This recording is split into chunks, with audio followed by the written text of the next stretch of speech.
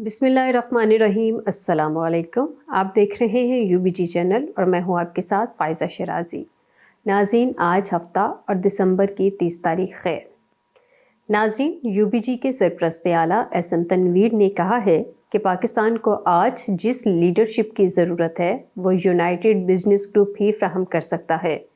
वो कराची में दिए गए असराना से खिताब कर रहे थे।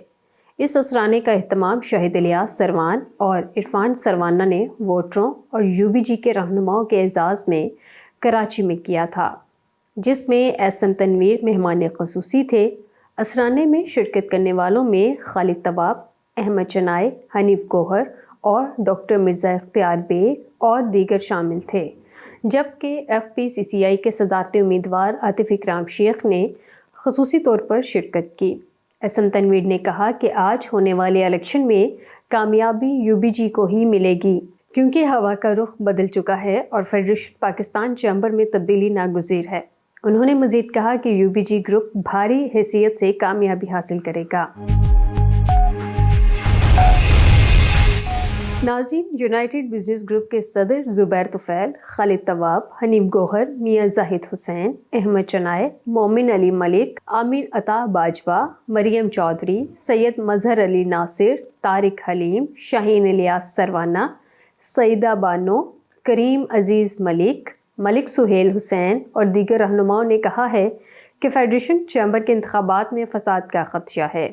हमने आज 23 दिसंबर को होने वाले इंतखाबात में रेंजर्स और पुलिस को सिक्योरिटी के लिए ख़त लिख दिया है, जबकि हमारा वज़ीर आज़म, वज़ीर तिजारत, सेक्रेटरी तिजारत से मुतालिबा है कि इलेक्शन के लिए एडमिनिस्ट्रेटर का तकर्रुर किया जाए। UBG रहनुमाओं ने कहा कि माजी में भी दूसरे सूबों से लोगों को बुलवा कर FPCCI के इंतखाबात में फ़साद करवाने की कोशिशें की गईं।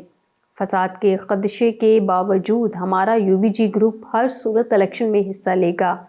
उन्होंने कहा कि हम जीते हुए हैं, इसलिए मुखालिफ इस तरह के हथकंडे इस्तेमाल कर रहे हैं, जबकि FPCCI के सेक्रेटरी जनरल पार्टी बन चुके हैं, जबकि हफ्ते को इलेक्शन होना है। उन्होंने कहा कि 13 दिसंबर को हतमी लिस्ट सेक्रेटरी जनरल FPCCI को भेज दी गई। 19 दिसंबर को जब हतमी लिस्ट आई तो सेक्रेटरी जनरल ने 19 एसोसिएशंस पर एतराज़ उठा दिया। 19 एसोसिएशन ऐसी थी जो तमाम प्रोसेस मुकम्मल कर चुकी थी, लेकिन सेक्रेटरी जनरल फेडरेशन ने DGTO का लेटर मुअत्तल कर दिया। लेकिन बाद अज़ां सिंध हाई कोर्ट के डबल बेंच ने सिंगल बेंच का फैसला मुअत्तल कर दिया, मगर 6 दिन गुजर जाने के बाद भी सेक्रेटरी जनरल ने अदालती फैसले पर अमल नहीं कराया। इलेक्शन कमीशन ने सेक्रेटरी जनरल को हिदायत की कि अदालती फैसले पर अमल दरामद करें, वरना तौहीन अदालत होगा, लेकिन वो फिर भी टस से मस नहीं हुए। इस तमाम सूरत हाल के पेश नज़र हम हुकूमत से अपील करते हैं कि इलेक्शन एडमिनिस्ट्रेटर की निगरानी में करवाए जाएं।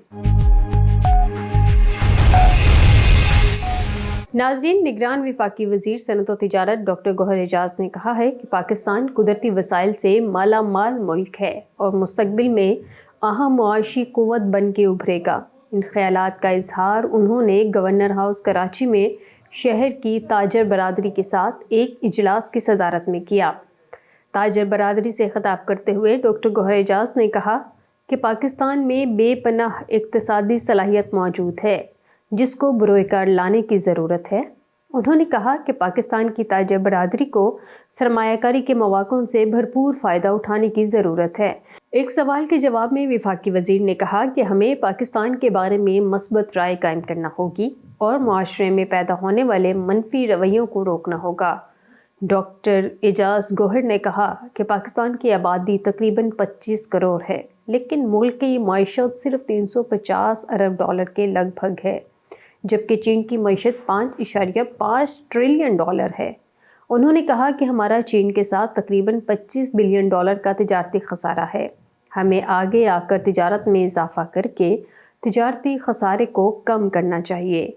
कराची की पोटेंशियल के बारे में बात करते हुए उन्होंने कहा कि यहाँ बंदरगाहें हैं और ये पाकिस्तान का सबसे बड़ा और अहम कारोबारी मरकज़ है, इसलिए ताजर बरादरी को शहर के कारोबारी माहौल से ज़्यादा इस्तिफ़ादा हासिल करना चाहिए।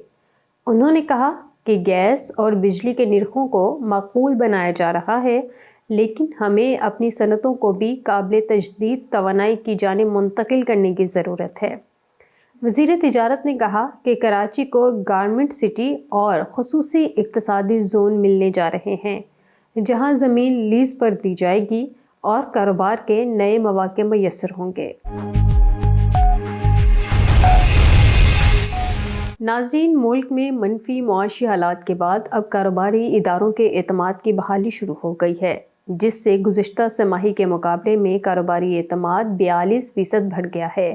گیلپ بزنس کانفیڈنس انڈیکس 2023 کی تیسری سہ ماہی کی رپورٹ کے مطابق 2023 کی دوسری سہ ماہی کے مقابلے میں بہت کم کاروباری مالکان مستقبل کے حالات اور ملک کی سمت سے متعلق مایوسی کا شکار ہیں۔ سروے کے نتائج کے مطابق اگرچہ موجودہ معاشی اور سیاسی بحران کی وجہ سے کاروباری عدم تحفظ برقرار ہے، لیکن مستقبل کے بارے میں کاروباری ادارے زیادہ پر امید ہیں۔ مہنگائی، یوٹیلٹی بلز اور سیاسی عدم استحکام کاروباری اداروں میں بڑھتی ہوئی تشویش کا باعث ہیں، لیکن گزشتہ سہ ماہی کے مقابلے میں کم کاروباری اداروں نے مایوسی کا اظہار کیا ہے۔ ناظرین، عالمی مالیاتی فنڈ IMF کی شرائط پہ عمل درآمد کرتے ہوئے نگران حکومت نے توانائی کا گردشی قرض کم کرنے کے لیے 400 ارب روپے دینے کا فیصلہ کیا ہے۔ ذرائع کے مطابق 400 ارب روپے میں سے کے الیکٹرک اور حکومتی پاور پلانٹس کو 197 ارب روپے جاری کیے گئے، حکومتی پاور پلانٹس کو 140 ارب روپے اور کے الیکٹرک کو 57 ارب روپے جاری کیے گئے ہیں۔ ذرائع نے بتایا کہ مالی سال کے اختتام تک گردشی قرضے میں 400 ارب روپے کمی آئی۔ IMF بینچ مارک میں ہے۔ جون 2024 تک حکومتی پاور پلانٹس کو 260 ارب روپے، کے الیکٹرک کو 140 ارب روپے دینے ہیں۔ 197 ارب روپے میں سے 70 ارب حکومتی پاور پلانٹ سے قرض واپس لیا جائے گا۔ ذرائع کے مطابق وزارت خزانہ کی ہدایات پر توانائی شعبے کے گردشی قرض میں 200 ارب روپے کی کمی کی جائے گی۔ ناظرین، ملک میں ایک ہفتے کے دوران غیر ملکی زر مبادلہ کے ذخائر میں 85 کروڑ 20 لاکھ ڈالر کا اضافہ ہو گیا۔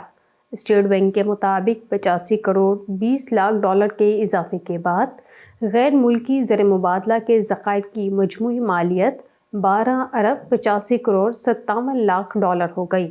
اس طرح دیگر بینکوں کے پاس 5 ارب 9 کروڑ ڈالرز اور اسٹیٹ بینک کے پاس 7 ارب 75 کروڑ ڈالرز کے ذخائر موجود ہیں۔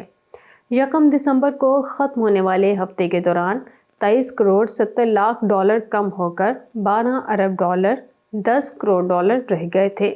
ان میں سے کمرشل بینکوں کے پاس 5 ارب 9 کروڑ جبکہ اسٹیٹ بینک کے پاس 7 ارب ڈالر کے ذخائر موجود ہیں۔ اس کے ساتھ ہی اسٹوڈیو سے فی الوقت اتنا ہی۔ مزید باخبر رہنے کے لیے دیکھتے رہیے UBG چینل۔